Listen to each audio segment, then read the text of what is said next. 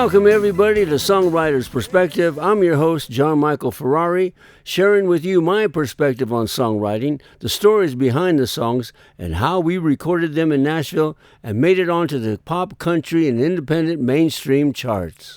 Nashville has a reputation of being one of the friendliest towns in the country, and I enjoy being there and being a small part of the music community. And now I've been given the pleasure to broadcast my very own radio show, and has allowed me the opportunity to invite many of my Nashville singing songwriter friends to be a part of it. It's a thrilling feeling, try saying that a few times, to hear your song come on the radio, and even more of a thrilling feeling if you're the one singing the song. I live in a town called Pahrump, Nevada, about 40 miles outside of Las Vegas, with a population of approximately 50,000 people. With 3 major radio stations, one of them being 97.7 FM, that services Pahrump and the surrounding areas, and frequently play my music. The owner of the station, Anthony Greco, a prominent entrepreneur of Pahrump, asked if I would like to do a half-hour show once a week, Saturday at 1 p.m. on the FM, and rebroadcast twice daily at 1 p.m. and 7 p.m. on Godfather.media, Pacific Coast time, for the internet broadcast, and I could make the show whatever I wanted to be musically. And that's how we came up with the idea, Songwriters Perspective.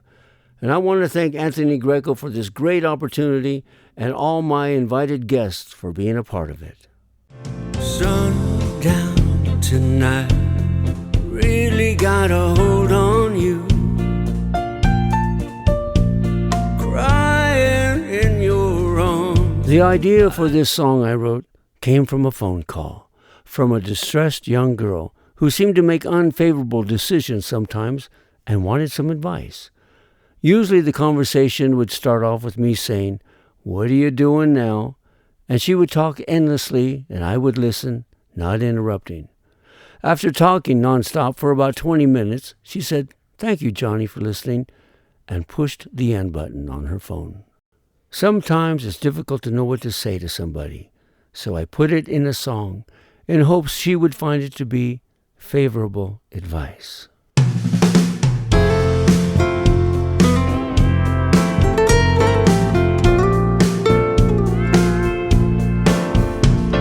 Sundown tonight really got a hold on you.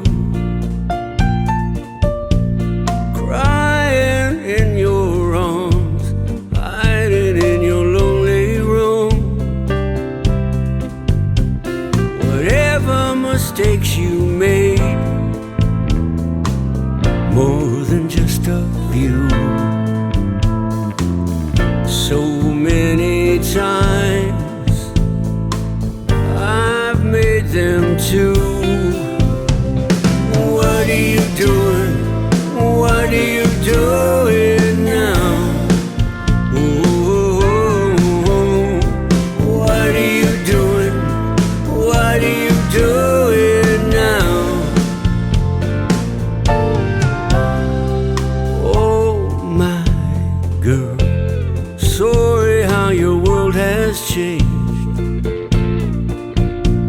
Life is living in and out of joy and pain.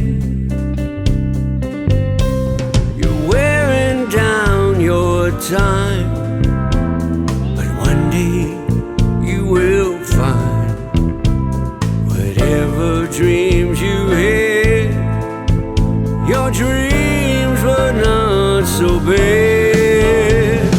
What are you doing? What are you doing now? What are you doing? What are you doing now?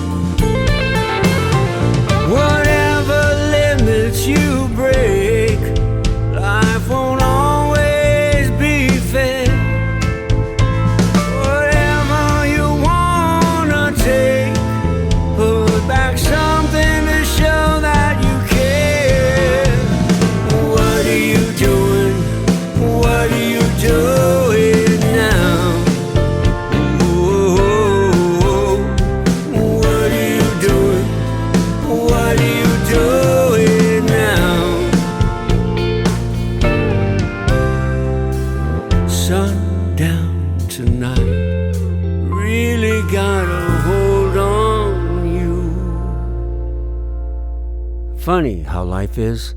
I never heard from her again, but I hope this song finds her in favorable surroundings. You got a cute angina. Well, that's news to me. It's from this distance and in this light. I can't really see. I hope it's true. Our first guest today has done a real service for the songwriter community of Nashville. They've created a hidden Nashville treasure located downtown Nashville at the Whiskey Bend on Broadway, where I had the pleasure of performing with some of my Nashville friends last year, and probably one of the friendliest write-arounds anyone could find. Please welcome my friends Janet and Charles Cox performing their song, Acute Angina. This is the thanks I get.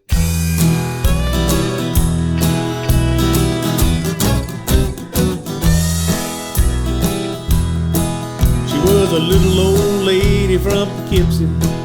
He was an old coot from Baton Rouge. They met in the bar, got in her car, they found a sleazy motel room. She went into the bathroom, he stripped and got in bed. She walked out buck naked, and this is what she said. I got a cute angina, that's what my doctor said. I'm not supposed to get too excited, or just might end up dead. So when we're making love, be gentle, honey, please don't be too rough. I ain't no whiner, I just got a cute angina. She ain't no whiner, the woman's got a cute angina. About an hour before, at the bar, he'd taken a little blue pill. He won't about to leave, cause he couldn't believe how young it made him feel. Well, he was full of vigor, his finger on the trigger of a gun he didn't know he had. He hopped out of bed, scratched his little bald head. This is what it said. You got a cute angina. Well, that's news to me. It's from this distance and in this light. I can't really see. I hope it's true, cause those are two the ugliest boobs I've ever seen. I ain't no whiner, I just hope you got a cute angina. Can you believe this old timer? He actually hopes I got a cute angina. Before you trash my boobs, old man, you wanna look down, because your family jewels are dragging on the ground. But then she shot him a sexy come hither gaze and said, Let's not waste that tent you raised, you old fervent bastard. I'm holding you. This is just a reminder. I can finally see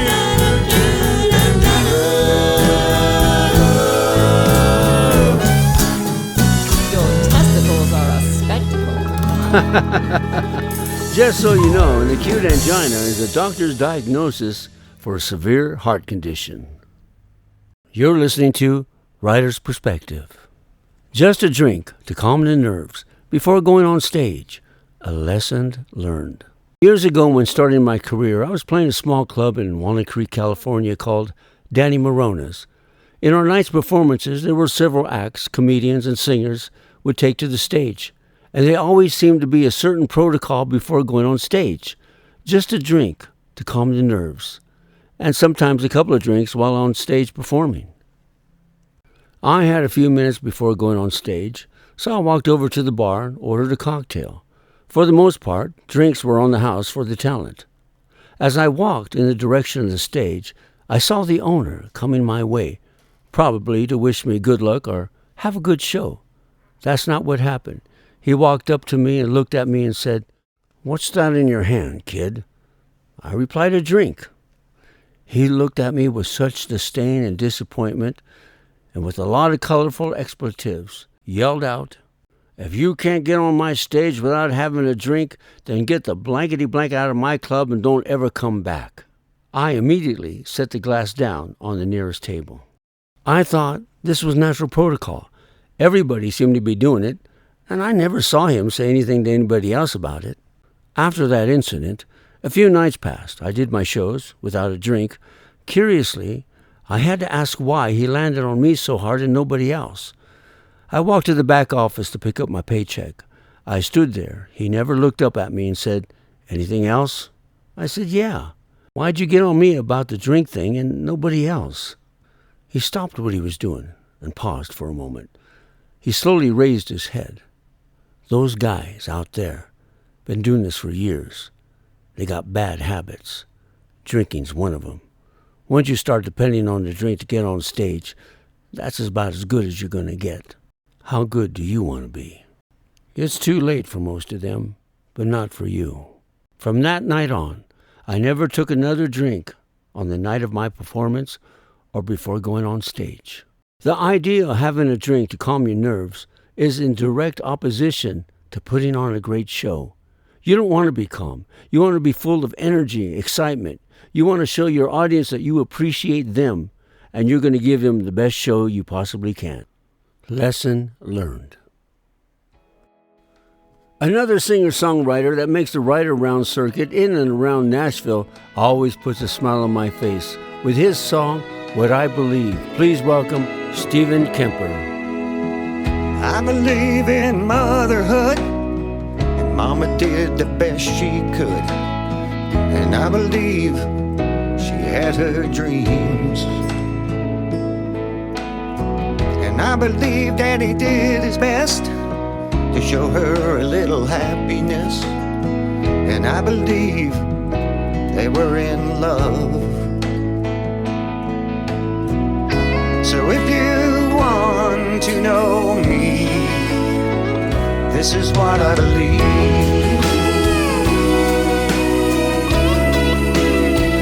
This is what I believe.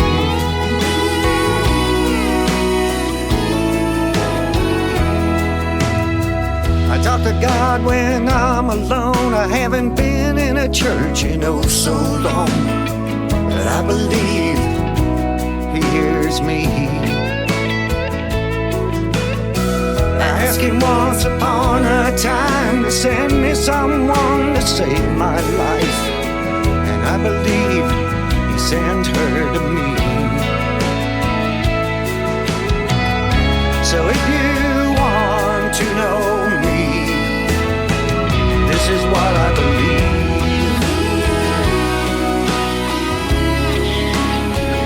This is what I believe.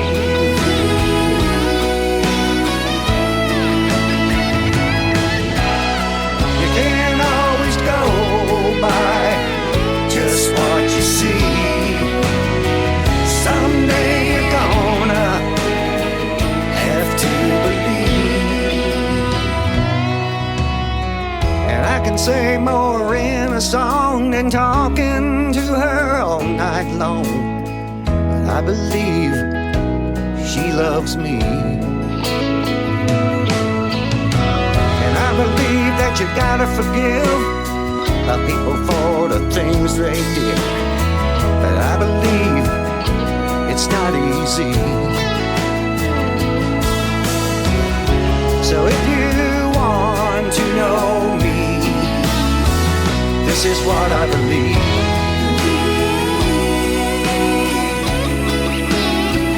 This is what I believe.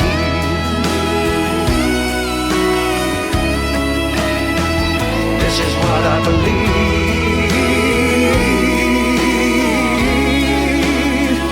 This is what I believe. Thank you, Stephen Kemper. What I Believe.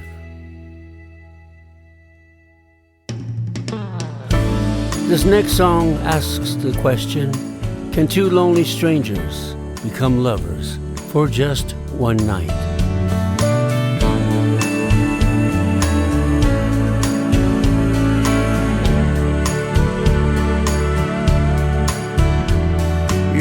looking mighty fine with your dance skirt and cowboy boots. Your button-down shirt, the way you flirt and the way you move. Well, I don't know if I believe in love at first sight, but by the way you're looking at me right now, it could happen tonight. Can we be lovers? Just you and me. Can we be lovers? Tonight is all we need. We can touch the stars and the moon, hold the night together, you and I. The things we could discover if we could be lovers. I love your shiny hair, your dazzling eyes and sparkling face. I'm just standing here imagining how good your lips would taste. I know it doesn't make any sense, we should be more than friends, but I'd love to hold you tonight till the evening ends. Can we be lovers? Just you and me. Can we be lovers? Tonight is all we need. Well, I'm just a guy and you're a girl, two lonely people in this crazy world. Of all the songs I've ever sung, none could express what's going on.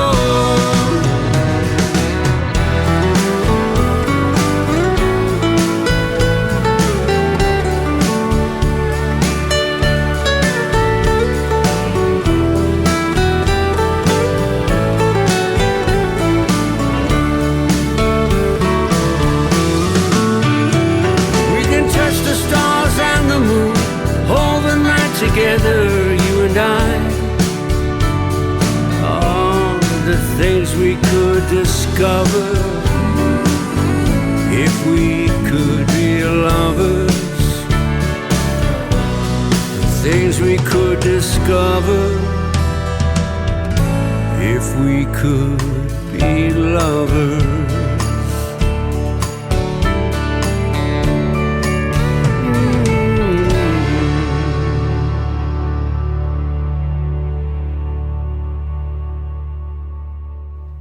When playing the writers' round in Nashville, it's customary for the singers to play one instrument, usually a guitar or a keyboard, or have a musician accompany them when presenting their original songs. I met our next guest at the Commodore Grill Songwriters Round, singing and playing his song, Playing with Fire. Please welcome Kevin Mahoney. Bet it all or nothing and you still have some price to pay. She's alone now, way past forgiveness if heaven holds a spot for those who pray. It's the same old story, yeah, nothing new but he's tempted, he never looks back. It's the same old thing, yeah, nothing new but it's over, there's no turning back.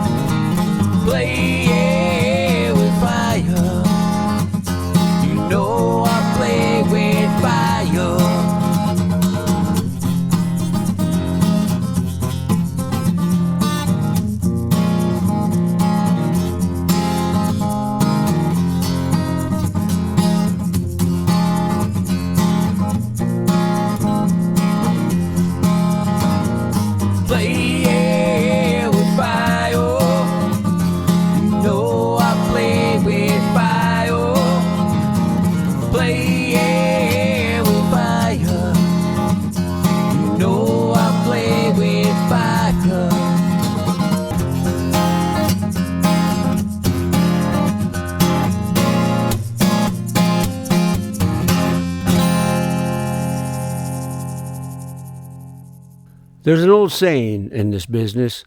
It's called paying your dues. Simply translates into learning your craft. When I started out, there were entertainment venues everywhere. You could play one place for weeks and sometimes months, and then move on to a new place. I worked for a chain of restaurants called Far West Services out of Orange County, California.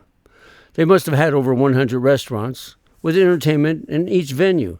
That's how I developed my skills and got my experience and got paid for it. Unfortunately, today, those venues don't exist, and it's difficult for young singers to get experience and get an opportunity to pay their dues. So do the best you can do. Perform wherever you can, whenever you can, whether you get paid for it or not. Pay your dues, learn your craft, talk to the audience, let them know you care. Make every song a performance. Recording this song in Nashville, it was pointed out to me that they would never play this song on the radio. It was 6.5 minutes long. It was too long. But there are songs out there like Taxi by Harry Chapin and Bye Bye Miss American Pie, Marty Robbins, El Paso. But I didn't write the song for radio. I wrote it for my fans. And as it turned out, it got a lot of radio play in Australia and other countries. This is a song. It's a story about me, my life, how I managed to exist in this world and sometimes wish for a second chance. Right outside of Barstow on I-15, as you come over the hump on your way to Las Vegas, there's a little diner there called Peggy Sue's. One day I stopped in for a sandwich and a cup of coffee. Pulled into Peggy Sue's at the edge of town.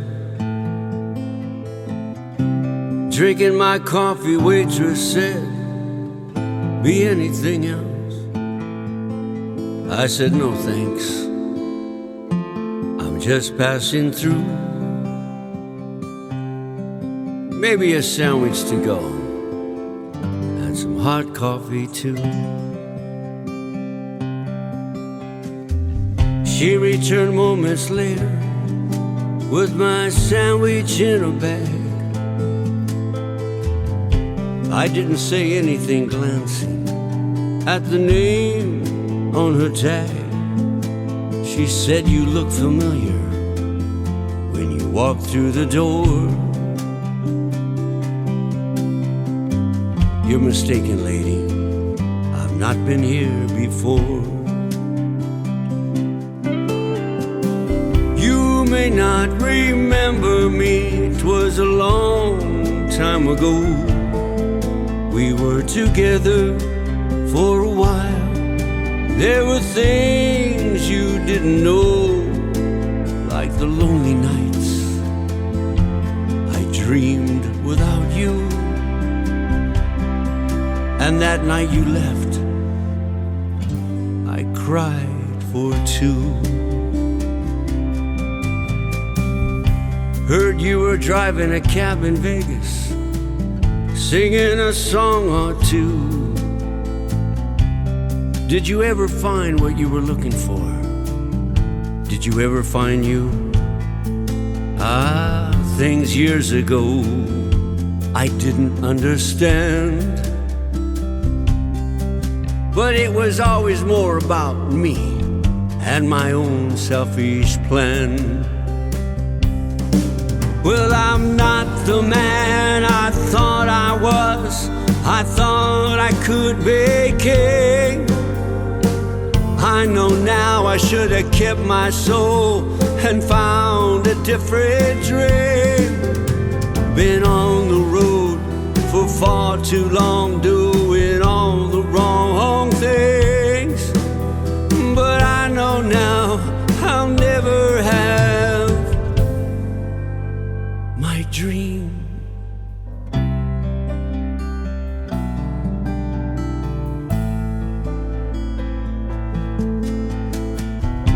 We talked through the night. Her life is going swell.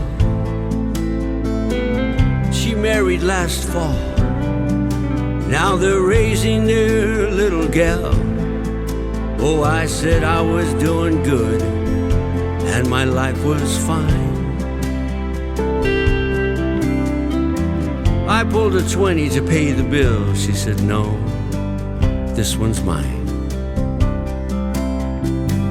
She said with a sad smile, I'm glad you dropped in. If you're ever driving through Barstow, it's always good to see an old friend. And there's nothing to apologize for. Life is just what it is sometimes, and nothing more. She looked so very happy, wearing her gold wedding band, and pictures of a little girl who will never know who I am. As I drove away down the long gravel road, hurting from what she said kept playing in my head. Well, I'm sorry, John, things didn't turn out the way that you dreamed. If it's worth anything to you now, you were once my king. Oh, things were tough for a while, but I made it through. But all you have now in your life is you.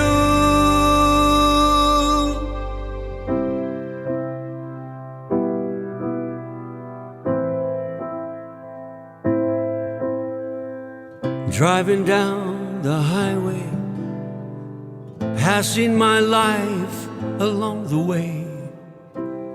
How different my life would have been if I'd only stayed. It began to rain so hard, my car slid out of control. There was a painful loud bang, and I was out cold.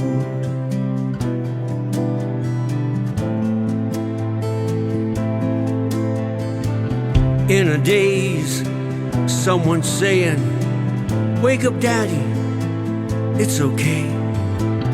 Let's you and me and Mommy go outside and play. You had a bad dream and you drifted away, but I'm here with you now, and Daddy, it's a beautiful day.